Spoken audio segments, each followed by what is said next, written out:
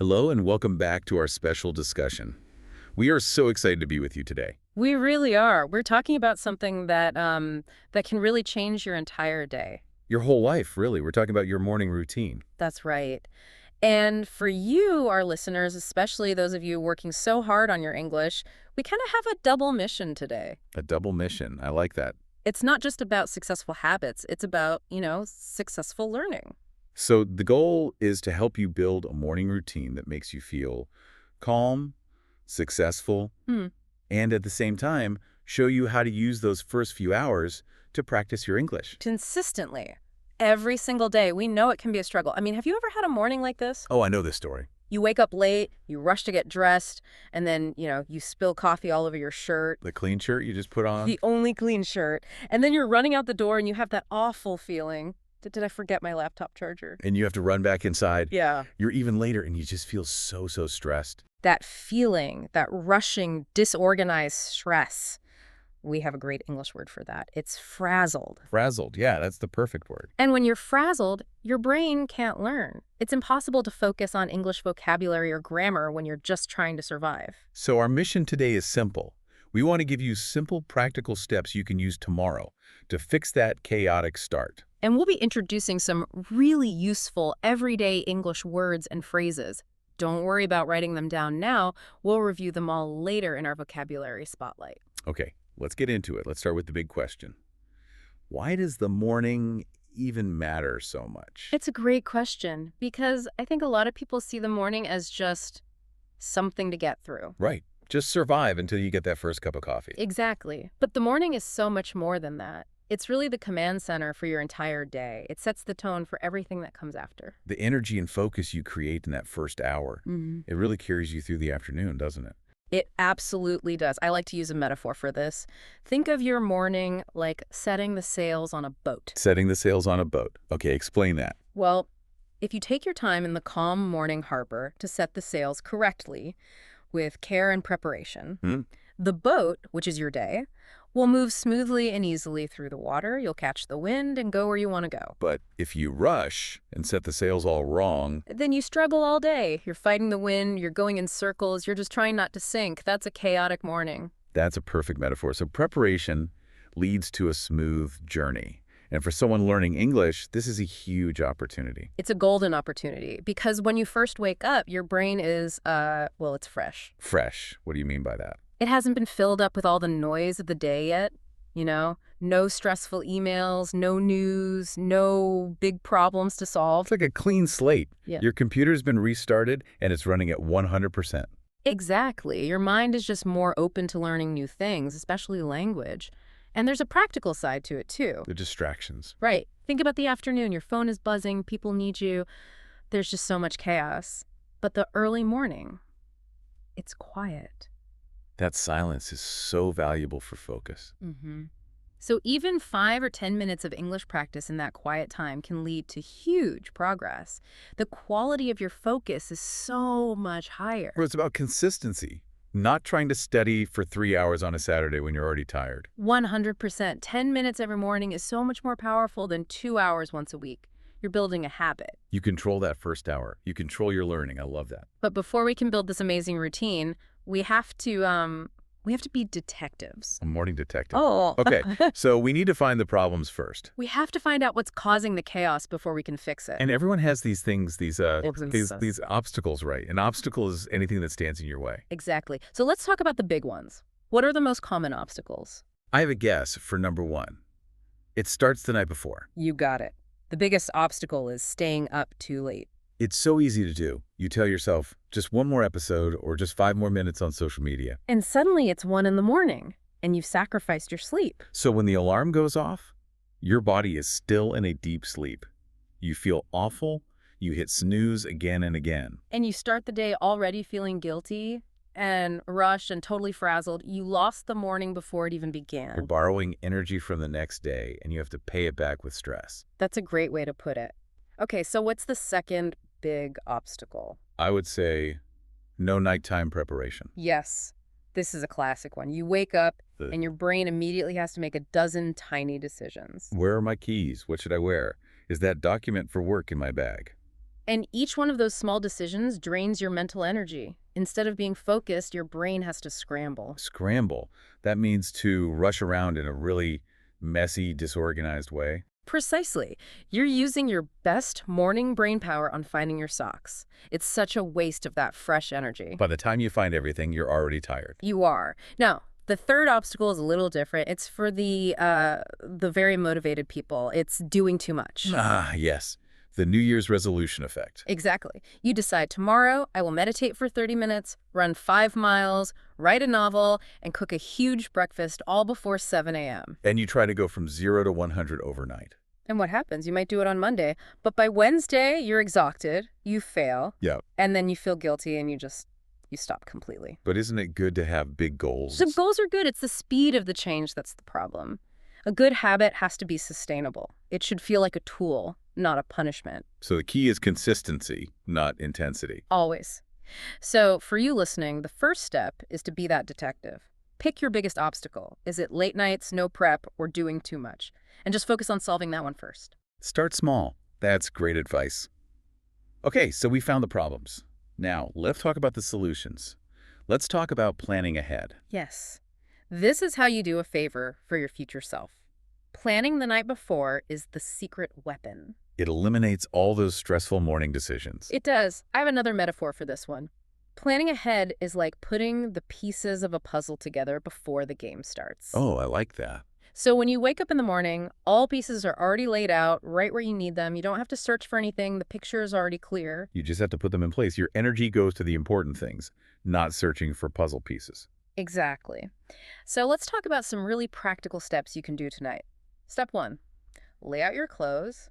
And be specific, right? Not just the shirt. Everything. The shirt, the pants, the socks matching ones, the shoes. Put it all in one place. This also forces you to check the weather the night before, which saves another 5 minutes of decision-making. Okay, step 2, pack your bag completely. Your work bag, your school bag, whatever it is. Laptop, books, charger. Especially the charger. Put it all in the bag, zip it up, and put it by the door. This is your defense against that morning scramble. Step 3.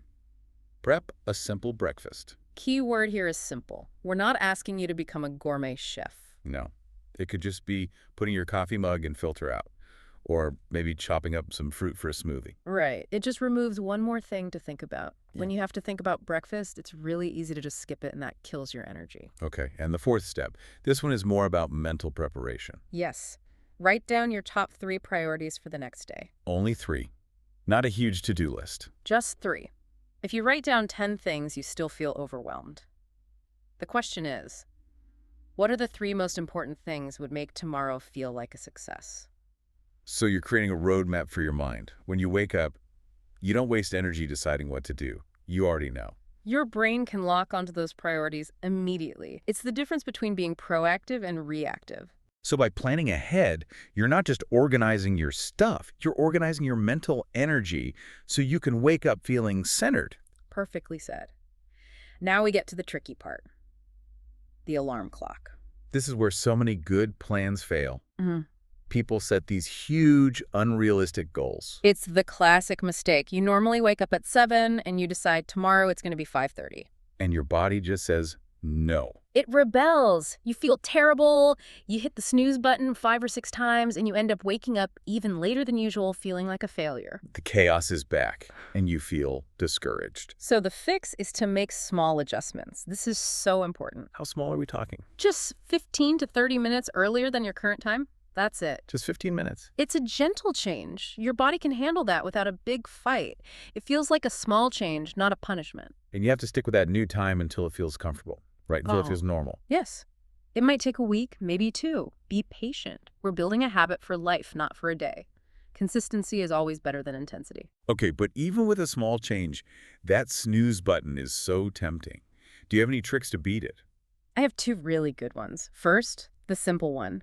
Move your alarm clock across the room. So you physically have to get out of bed to turn it off? You have to stand up. You have to walk. Once you're standing, it's much harder to convince yourself to get back in bed.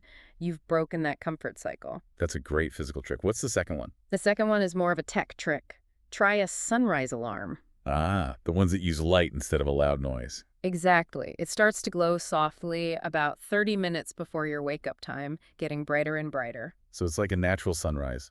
Tells your brain it's time to wake up gently.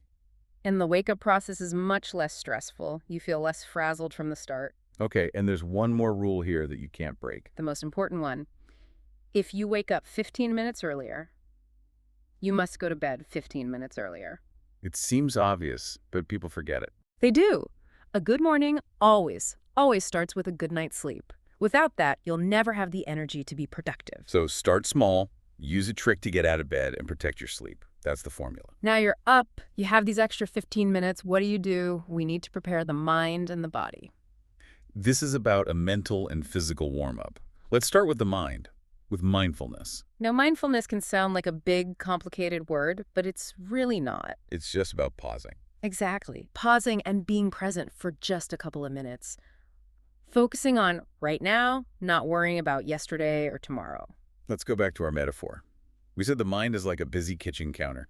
When you wake up, it's messy with yesterday's worries.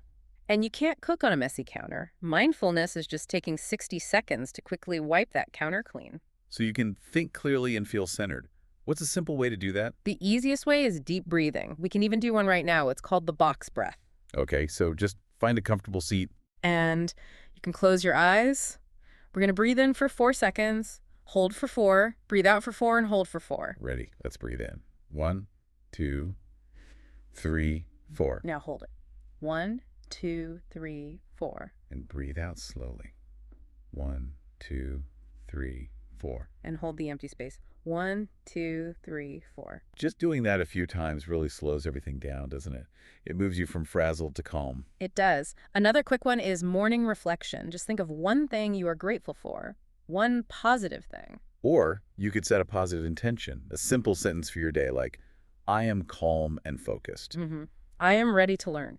Saying that to yourself prepares your mind for the English practice that's coming next. Okay, so the mind is clear.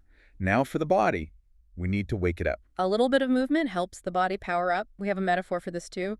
Your body is like a cold car engine. A cold car engine. You can't just start it and drive at full speed. You need to let it warm up a little first so it runs smoothly all day. So we're talking about just 5 or 10 minutes of gentle movement. That's all. It gets your blood flowing, sends oxygen to your brain, and that helps with focus and learning.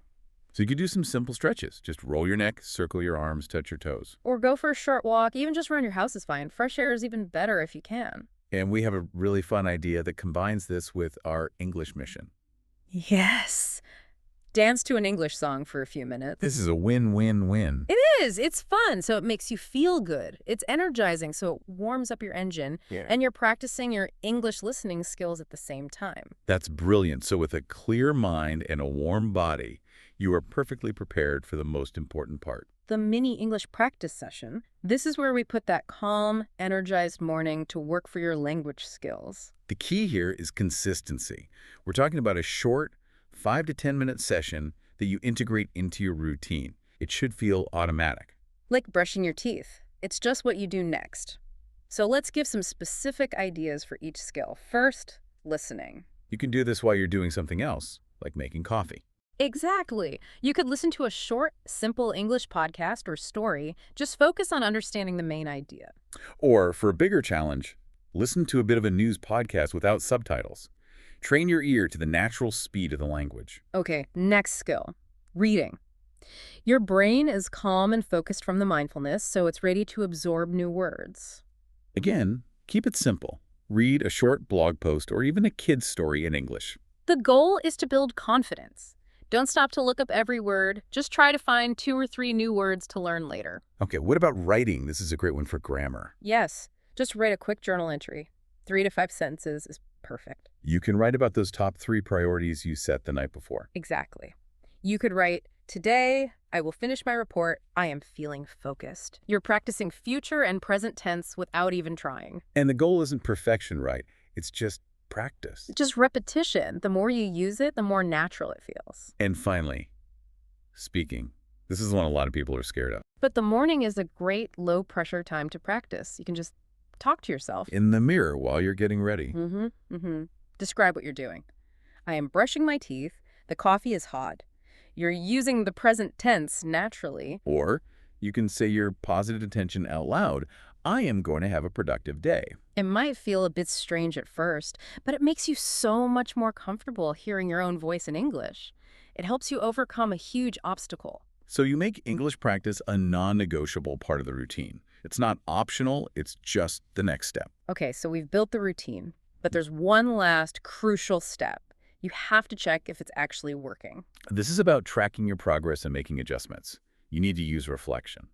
If you don't track your progress, it's very easy to lose motivation after a week or two. You need to see your success. We have one last metaphor for this. Tracking your progress is like a gardener watching the flowers grow. I like that. You don't see huge results on day one, but if you watch carefully every day, you see the small changes, a tiny new leaf, a little bud. And those small changes give you the motivation to keep going. Yes. So the easiest way to do this is with a habit tracker. It can be an app or just a piece of paper on your wall. And every day you do your routine, you give yourself a check mark. Seeing that chain of check marks grow is incredibly motivating. You don't want to break the chain. It gives you accountability. Accountability, that means being responsible for your progress. And the other part is reflection. At the end of the week, maybe on Sunday, just take 5 minutes to think. Ask yourself some simple questions like, what worked well this week? And what needs tweaking? Tweaking just means making a small change. Maybe you realize 5 minutes of reading isn't enough and you need 10. Or maybe you realize that checking your phone first thing is still your biggest obstacle. Reflection helps you adjust the routine so it fits your life perfectly. It's a flexible tool, not a prison. And always, always celebrate the small wins. If you practiced English for 5 minutes every day this week, that's a huge victory. Acknowledge that success. It's the fuel that keeps you going. Okay, that was a fantastic blueprint. Now, before we finish, let's review the key vocabulary we used today. Let's do it. This is your chance to really lock in these words. We'll give you the word, a simple definition, and an example. First up, that feeling of morning stress. Frazzled. Frazzled. It means feeling very stressed and exhausted, usually because you were rushing. For example, after working late, I was so frazzled that I couldn't think clearly. Next word, obstacle. An obstacle is something that makes it difficult to reach your goal. It blocks your path. An example would be, not having enough time to practice is a major obstacle for learning. Word 3, for a clear mind. Mindfulness. Mindfulness is just being fully focused on what you are doing in the present moment. Like this. Mindfulness while eating helps me enjoy the food and avoid distractions. And the act of looking back. Reflection. Reflection is carefully thinking about something to learn from it. For example, after the test, I spent some time in reflection to see what I could do better next time. Word number 5, for getting things done. Productive. Productive means you're getting a lot done efficiently. You could say, I am more productive when I work in the morning. Okay, halfway through. Next up, that messy rushing scramble. To scramble is to rush around quickly in a disorganized way. For example, we scrambled to catch the bus after seeing the time. Number 7, the opposite of calm. Chaos. Chaos is just complete mess, disorder, and confusion. A good example. The house was in chaos after the kids played games. Now for a very important word for habits. Consistent. Consistent means doing something regularly and steadily. You have to hear this one. To see progress in any skill, you must be consistent. Word 9, that feeling of inner calm. Centered. Centered means feeling calm, focused, and balanced. For example, exercise helps me feel centered and ready to start the day. And our last word, accountability. Accountability is being responsible for your actions and your progress. For example, my friends give me accountability to finish my work on time. Those are 10 fantastic words. We really encourage you to try using them this week. So that brings us to the end of our discussion on building a successful English-focused morning routine. And remember, this is a journey. It's about patience, not perfection. Let's do a quick recap. First, be a detective and find your biggest obstacle. Second, plan the night before to get rid of the chaos. Third, set a realistic wake-up time. Small adjustments are key. Fourth, use mindfulness and movement to feel centered and energized.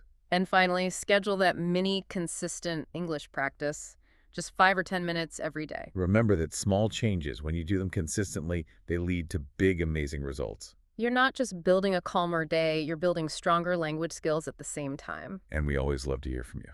So we have a little challenge. What is the one word or lesson you learned today? Was it frazzled? Was it the idea of reflection? Write it in the comments below. Thank you so much for joining us. Keep learning, keep practicing, and keep setting those sails for a smooth, productive day. Until next time, bye everyone.